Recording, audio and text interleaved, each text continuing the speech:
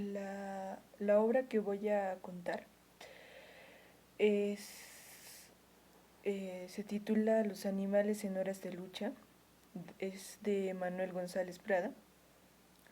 Bueno, la obra de González Prada es conocida sobre todo por la trayectoria ensayística, es la tradición literaria e intelectual peruana, considerado como quien inaugura el pensamiento moderno en nuestro país.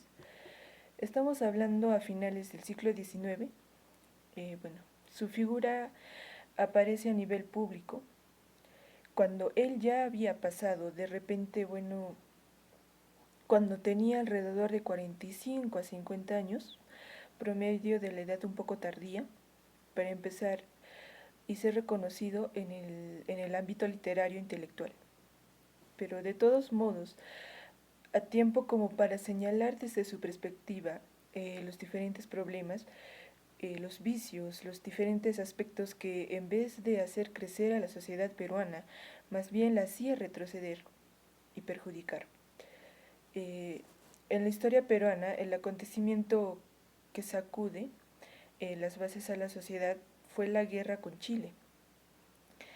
Y bueno, es un acontecimiento que creo que tiene pues un efecto no solamente en el aspecto ideológico, sino también en el nivel, se podría llamar físico, en tanto que la ciudad de Lima, capital del país, fue ocupada por un ejército espanseco. Experiencia que, bueno, también sabemos que ocurrió en México, en Paraguay y, bueno, en no todas las capitales, en no todas las capitales americanas, pero es un hecho, me parece importante, pues la reflexión de González Prada surge en este momento. El libro más conocido de González Prada, ustedes tal vez han escuchado hablar de él, que es Páginas Libres, que en el año 1894 fue un libro publicado en París y que bueno, recoge los ensayos que él se había presentado en estos años anteriores. Es ahí donde aparecen sus ensayos más conocidos como eh, el ensayo dedicado a Grau, que es el héroe de la guerra con Chile, y otros más específicos. Donde la tradición literaria peruana, también debo señalar que González Prada, en la tradición es también colocado como en acción una apuesta a Ricardo Palma, del escritor peruano también más conocido de la época. Bueno, en este caso, en nuestro caso, nos vamos a centrar en los libros Horas de Lucha. Bueno, un libro posterior escrito después de su temporada en París. Bueno, él vivió unos 8 años en Europa, unos 8 en Europa, a ver, en París y en España. Y él pasó una larga temporada allí dedicado al estudio vial y al recorrido. La experiencia de conocer a Europa y de regreso él continúa con su labor crítica. Y además vamos a añadir algo importante, propagandística. Bueno, quiero señalar este término de propaganda en el sentido de que ya había una conciencia de la labor de difundir ideas, de compartirlas y dedicar un esfuerzo a que éstas sean escuchadas.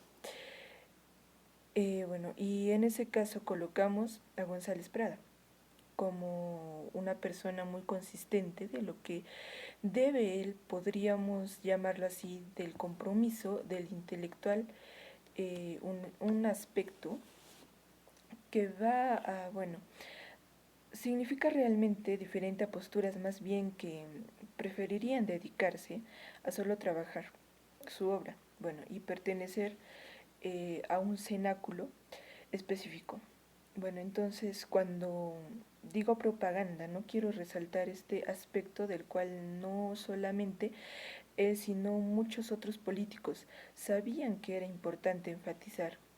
Y comento esto porque, bueno, González Prada, para su retorno, y con este libro Horas de Lucha, él va a acercarse a nuevos grupos sociales. Bueno, él pertenecía a la aristocracia y luego de su viaje se va y va a decidir y acercarse a grupos sindicales y trabajadores y bueno, apoyar las causas de que pudieran mejorar su condición. En concreto, bueno, él va a acercar a los círculos anarquistas y es por eso que este título, Horas de Lucha, tiene este sabor de reivindicación. Bueno, y pues una forma de aliarse con las ideas que en ese momento deben servir para crear una nación.